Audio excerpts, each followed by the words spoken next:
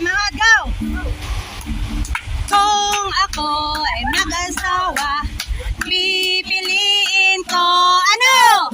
Pipiliin ko. Ano? Anak pero ano? Mag-English siya. Mag-English ako. Mag-English tayo na lang.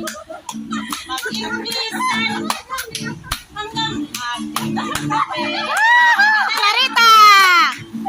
Kung mag-asawa, pipiliin ko, ano? Pipiliin ko. Anak ng isang buhay. 5, 6 na.